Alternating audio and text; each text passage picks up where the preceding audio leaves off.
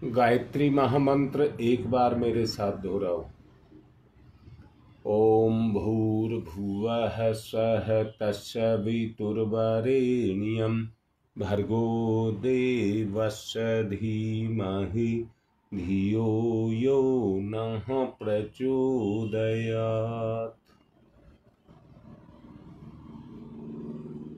आप लोगों ने देखा होगा, जब व्यक्ति पर आपत्ति आती है तो आपत्ति के समय कोई बिरला व्यक्ति ही अपना साथ देता है, वरना जैसे जैसे विपत्तियां बढ़ती हैं, स्वार्थी संगी साथी अपने आप को उससे अलग करना शुरू कर देते हैं।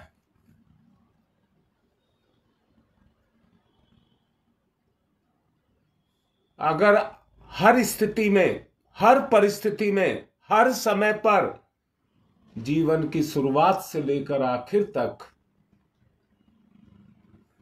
अगर आपके कोई काम आता है तो उसको ज्ञान कहते हैं। ज्ञान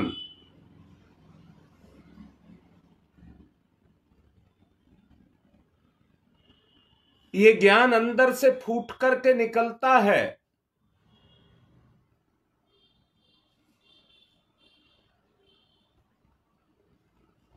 सामान्य अवस्था में व्यक्ति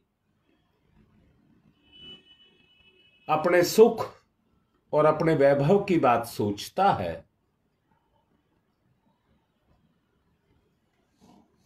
पर जब व्यक्ति अपने संसार की नश्वरता को जानता है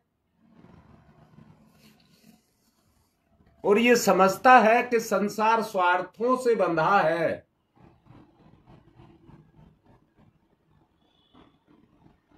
जहां पर अपने ही साथ छोड़ने लग जाते हैं,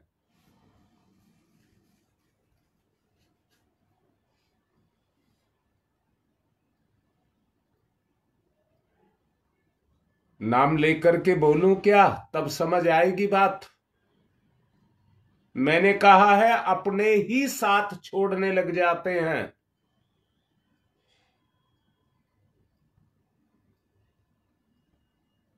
आज से पहले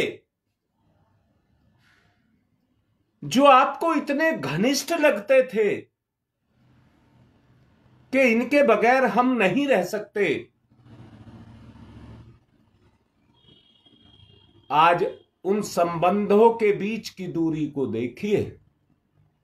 मैं आपको एक बार स्मरण करा दूं,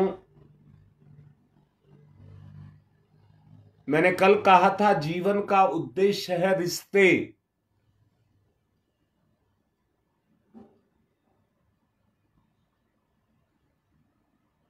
कल की बात को बड़े अच्छे से, जो कल समझाया गया था उसको बड़े अच्छे से अपने मन के साथ लगाइए।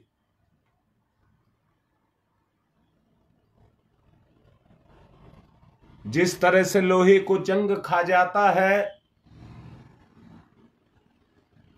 हमारे रिश्तों को स्वार्थ खा जाता है।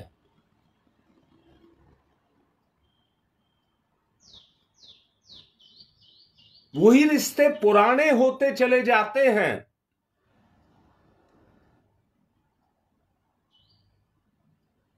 बेटा, जब जन्म लिया था, माता पिता और बच्चे के बीच में कितना लगाव था। आज वही माता पिता हैं और हम हैं।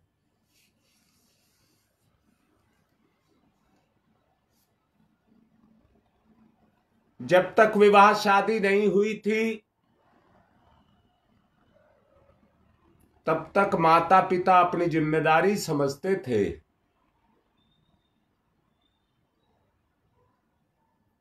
परंतु कुछ ईश्वर की ही लीला है कि शादी होते के साथ ही माता पिता अपनी जिम्मेदारी पूरा समझने लग जाते हैं और वहीं से अपने बच्चों के अंदर दूरी पैदा होना शुरू हो जाती है।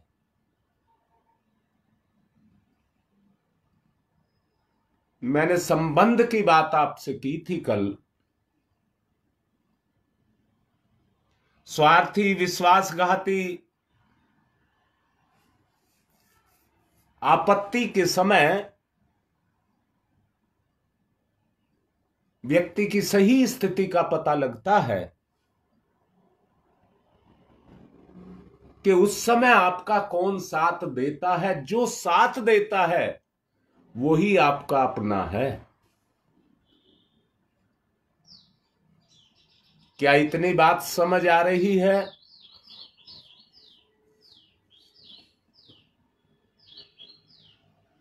अभी मैंने कुछ देर पहले कहा, निकटतम और घनिष्ठतम अगर कोई हमारा रिश्ता है तो वह हमारी बुद्धि है।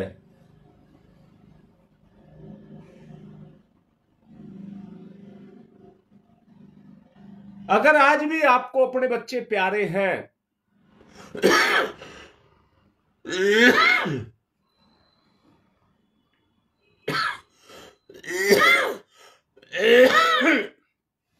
तो ये आंतरिक बुद्धि, बाह्य बुद्धि की बात मत करना। बुद्धि दो स्तर की होती है। गंगा विहार में रविवार को मैंने समझाया था,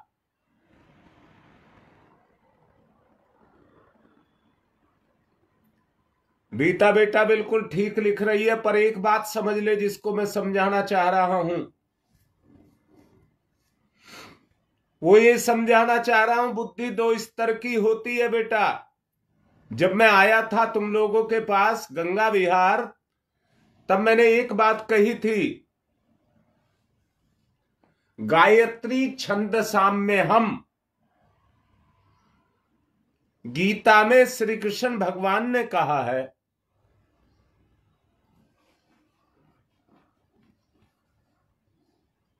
हाँ योगेश,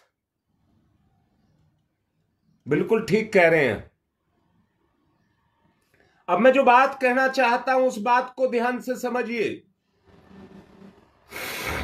एक बुद्धि तो ये है जो सांसारिक बुद्धि है, अंदर से देखो, ये आपके अंदर से फूट करके निकल रही है कि नहीं निकल रही है? जवाब दो मुझे। मैं फिर से कह रहा हूं बेटा, ये सांसारिक बुद्धि आपके अंदर से फूट करके निकल रही है या नहीं निकल रही है? कमाने की बात, खाने की बात, स्वार्थ की बात, प्रलोभन की बात, क्रोध की बात, भोग की बात, विलास की बात, बोलो बेटा निकल रही है? हां निकल रही है। अब वेद किसको कहते हैं? वेद किसको कहते हैं? आत्मज्ञान। आत्मज्ञान,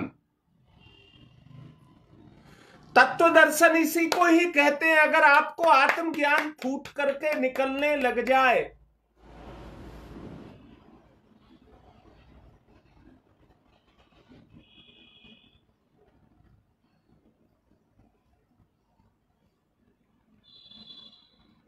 मैं जब पढ़ता था हिंदी में कबीर के दोहे थे, मुझे अब दोहा याद नहीं है, परंतु उसमें था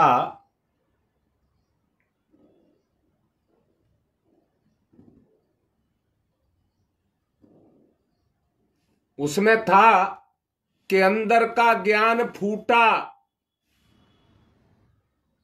तो छान में जो वो बंधा रहता है ना, दो तिपाई लगा करके और ऊपर एक डंडा डाल देते हैं, लट्ठा बड़ा मोटा, तो उसमें कबीर दास जी कहते हैं जब ज्ञान की आंधी अंदर से निकल करके आई तो छप्पर उड़ गया। जो बंढेला बंधा था, नथनी बंधी थी, वो सब उड़ गए, टूट गए, बह गए उसके बाद प्रभाव में। आत्मज्ञान का नाम ही वेद है।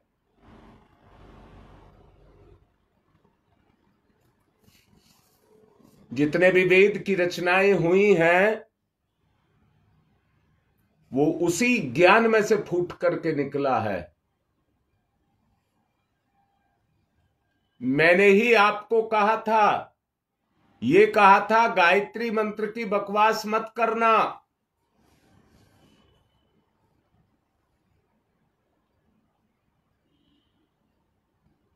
ये मैंने आपसे कहा था और जोर दिया था भर्गों पर, और ये भी कहा था वरेनियम नहीं करेंगे तो भर्ग कहां से करेंगे। धीमहि कैसे होगा? धीमहि, धी बुद्धि को कहते हैं, वो कहां से होगा? उस आत्मज्ञान को हमें फोड़ करके अपने अंदर से अज्ञानता के पर्दे को हटा करके निकाल करके लेकर के आना होगा।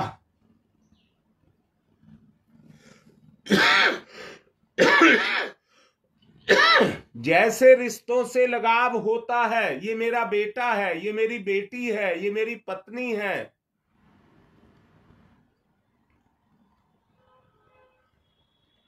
तब यही लगाव अंतर्ज्ञान के द्वारा, वेद के द्वारा आत्मा से हो जाएगा।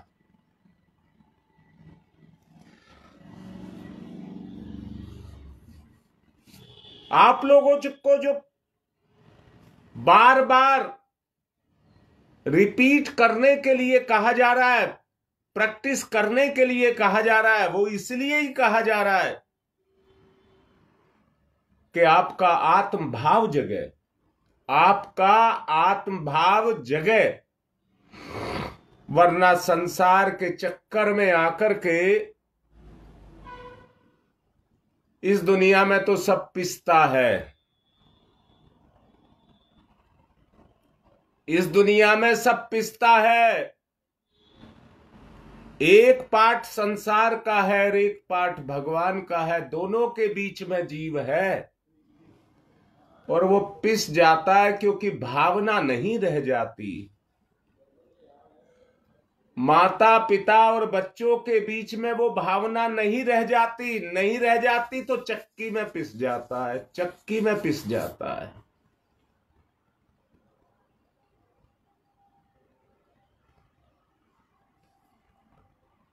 अब उस आत्मज्ञान को निकालना है। मैं क्यों निकालना है? आवश्यकता क्या है? अगर ईश्वर को तुमने अपना मित्र, सखा, पिता, गुरु, भगवान, जो भी रिश्ता आप उससे जोड़ना चाहें, अगर उससे आपने रिश्ता जोड़ लिया तो जो कोई कुछ नहीं कर पाएगा वो सब कुछ कर सकता है।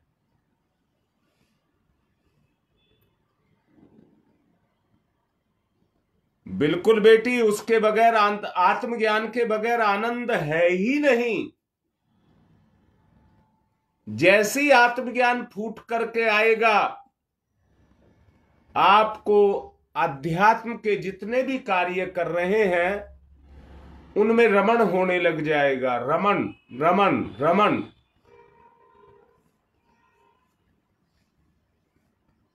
जैसे पानी में डाल करके आलू को गर्म करते हैं, पानी उबलता है तो आलू भी उबलने लग जाता है। ये जन्म जन्मांतरों के विकार अगर आपको बाहर निकालने हैं तो आत्मज्ञान से ही निकाल सकते हैं।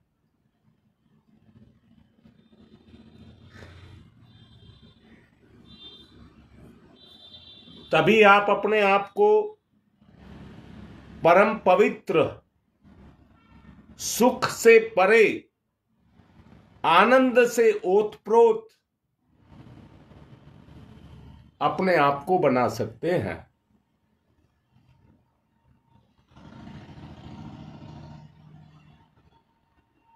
ईश्वर को अपना मित्र या जो भी संबंध आप उससे जोड़ें, उस संबंध को जोड़ने के बाद ईश्वर के पास किसी चीज की कोई कमी नहीं है।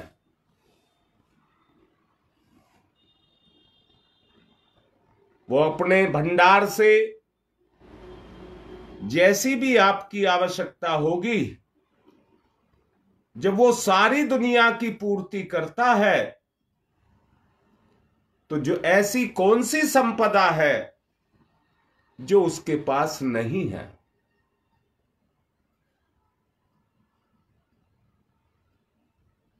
आप अपनी मेहनत से रुपया पैसा कमा सकते हैं,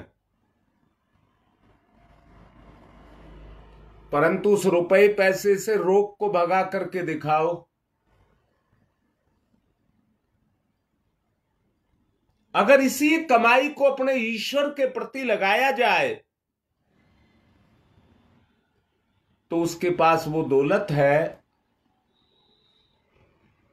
कि वहां पर कोई किसी तरह की कोई कमी आपको नहीं रह जाएगी। किसी भी तरह के कोई अभाव आपको नहीं रह जाएगा।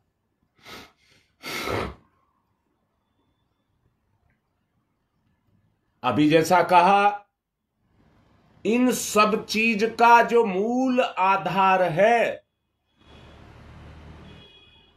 उसी को वेद या आत्मज्ञान कहते हैं।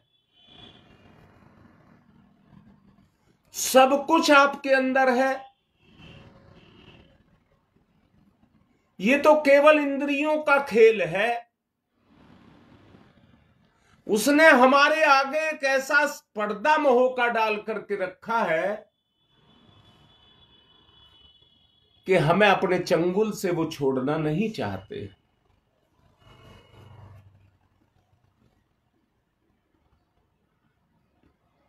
कल आपको कहा था, संसार नाशवान है, परंतु आप सदा अमर हैं। संसार नाशवान है और आप सदा अमर हैं। जरा भेद को, बात को समझना। अगर आपको ये बात समझ आ जाए कि मैं अमर हूं, मेरा कोई कुछ नहीं बिगाड़ सकता। आदमी को एक ही सबसे बड़ी दिक्कत है कि वो संसार में मेहनत करके अपने उस संतुलन को बनाना चाहता है कि कल उसके सामने कोई दिक्कत ना आए, उसके सामने कोई कमी ना रहे। परंतु अब दूसरी तरफ कह रहा हूं, अरे संसार में चलने वाला भी मैं ही हूं और भगवान में चलने वाला भी मैं ही हूं। संसार की मोह माया धन दौलत कुछ भी मेरे साथ जाने वाला नहीं है, परंतु कर्म आपका पीछा नहीं छोड़ेगा। इसलिए कर्म पर ध्यान दीजिए, कर्म पर ध्यान दीजिए। और कर्म बताया था, परिवर्तन प्रेरणा से होता है, परिवर्तन प्रेरणा से होता है, और कर्म भी उसी प्रेरणा से होता है। जैसे कर्म वैसे फल। ईश्वर के साथ जुड़ने का, साझेदारी, मित्रता का जो भाव बनेगा, वो आत्मीय ज्ञान से बनेगा। यही आत्म प्रेरणा है, यही तत्व है। हमें दुनिया में लोभ मोह काम क्रोध स्वार्थ ये सब दिखाई दे रहा है, परंतु इसी के अंदर छुपा हुआ अपना परमार्थ दिखाई नहीं दे रहा है।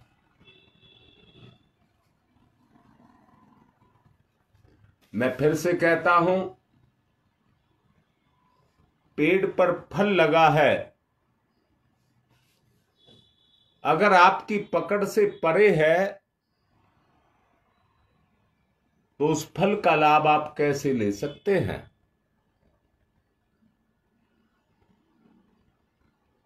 कर्म ही आधार है।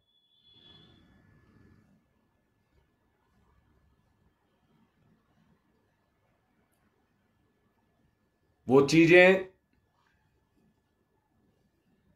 जो हमारे लिए अति आवश्यक है, आत्मज्ञान जिसको मैंने कहा, जब उसकी दिशा, उसकी धारा आपके अंदर से फूट करके निकलेगी तो आप कोई गिरा पड़ा कार्य कर ही नहीं सकते।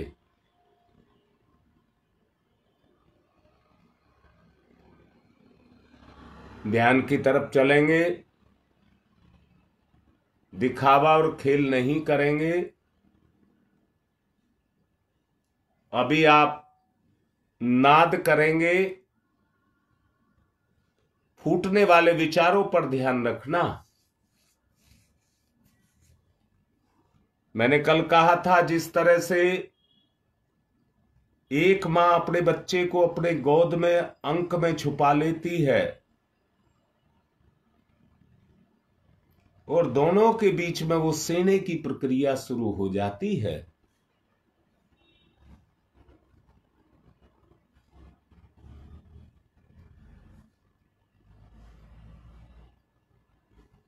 ध्यान मुद्रा, सेने की प्रक्रिया, सद्गुरु की कृपा मेरे ऊपर,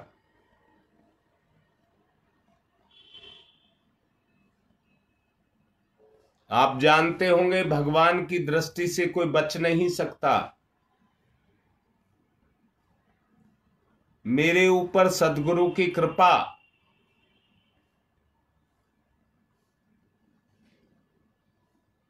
भाव के साथ जोड़िए, दिमाग में से उस धारा को फोड़ करके निकालिए।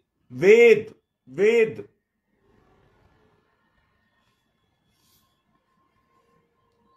ओ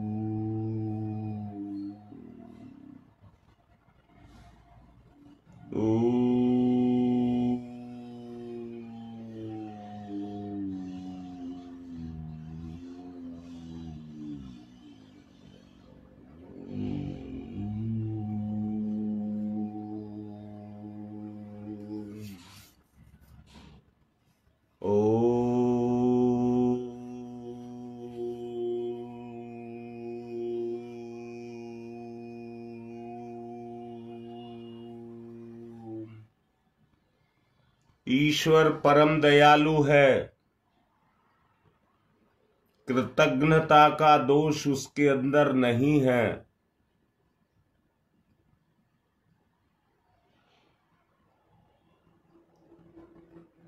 नास्तिक व्यक्ति ही ईश्वर को भुला सकता है।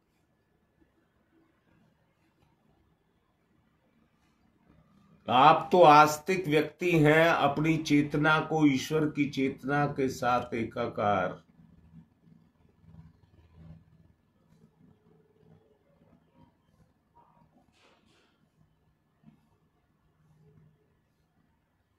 ओ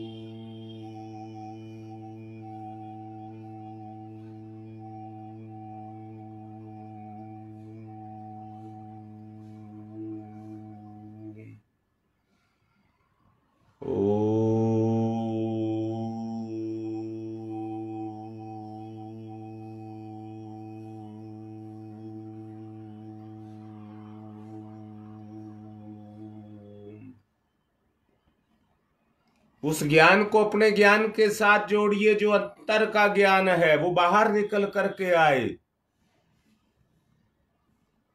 इसी को गायत्री का जागरण कहते हैं।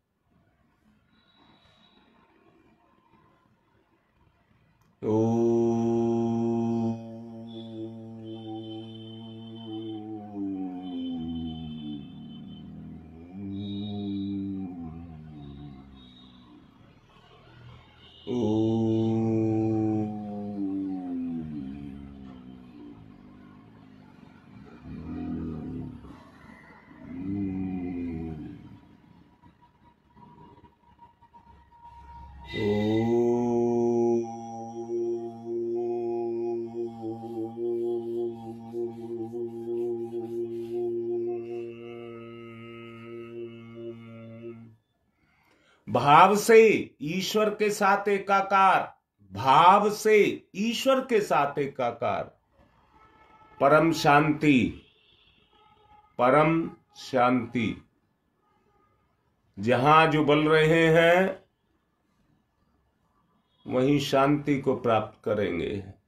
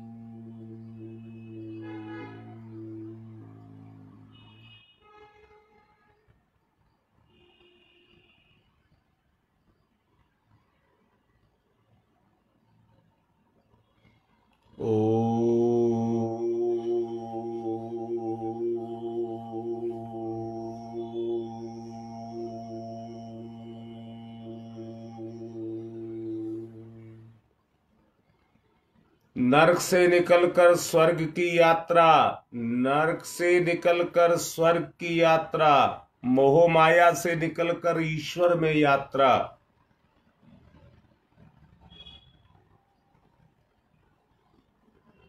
ओ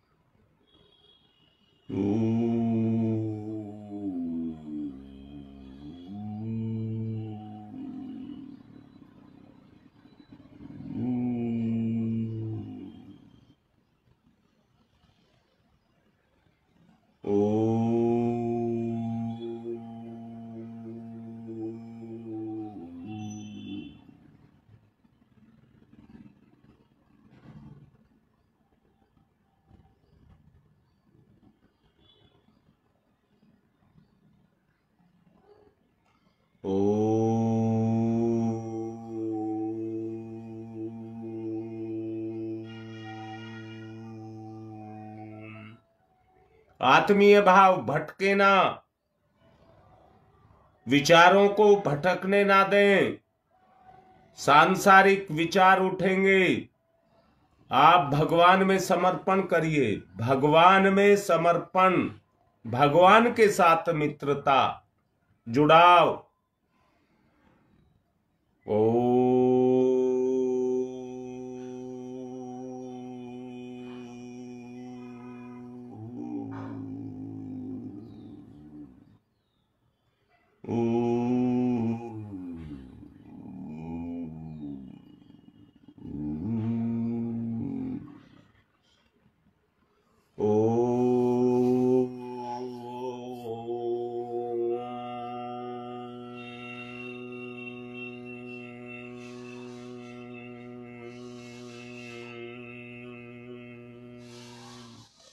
आत्म भाव जागृत, आत्म भाव जागृत, प्रयास करिए आत्म भाव को जगाने का।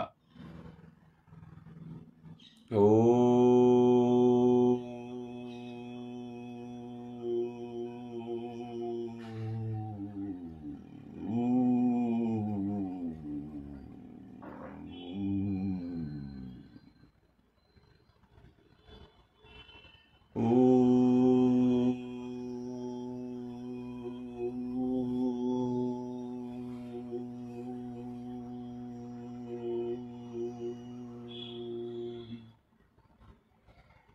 गहरे तक डूबने का प्रयास करें, भाव करें हम दोनों घुल रहे हैं। अगर आपको मोक्ष दे सकता है तो आत्मज्ञान, सब कुछ उसमें अपना घुला दें। ईश्वर परायण। ओ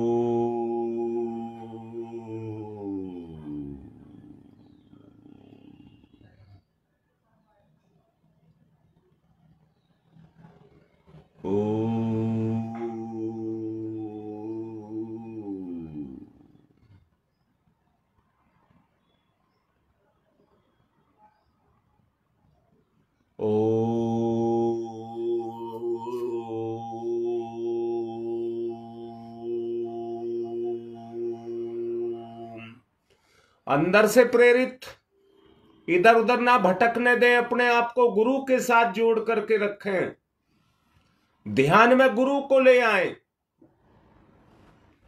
ओ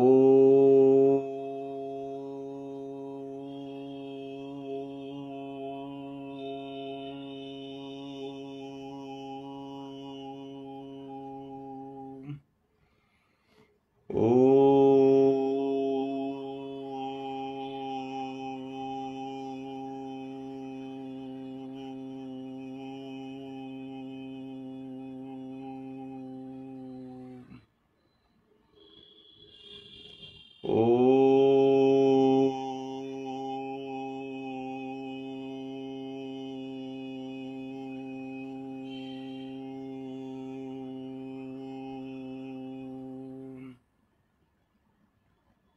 ओम तमसो मा ज्योतिर्गमय।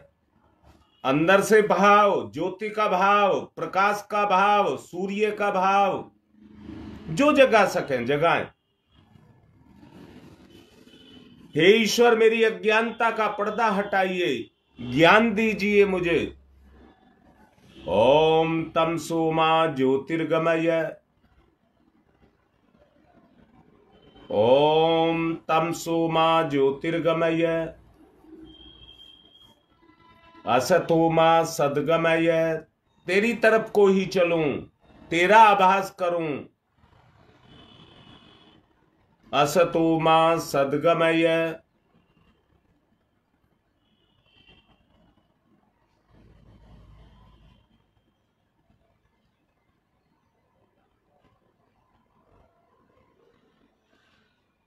मृत्योर्मामृतम गमय है। माया को, माया जो हमें मृत्यु की तरफ ले जा रही है, माया को हटाइए, माया को हटाइए। मृत्योर्मामृतम गमय है। अमृत तत्व को प्राप्त करिए। मृत्योर्मामृतम गमय है। तमसो मा तमसो मा तमसो मा ज्योतिर्गमय ज्योतिर्गमय ज्योतिर्गमय। असतो मा अस्तो मा अस्तो मा सद्गमय सद्गमय सद्गमय।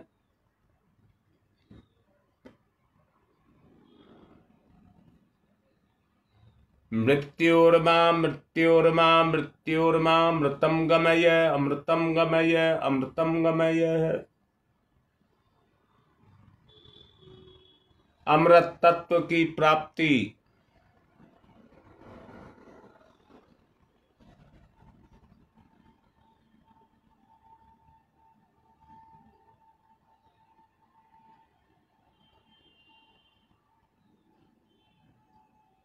खो जाइए, खो दीजिए, अपने आप को विलय कर दीजिए। तमसो मा ज्योतिर्गमय अस्तो मा सद्गमय मृत्योर्मा मृतम गमय है। दोनों हाथ रगड़िए, मुख पर फिराइए।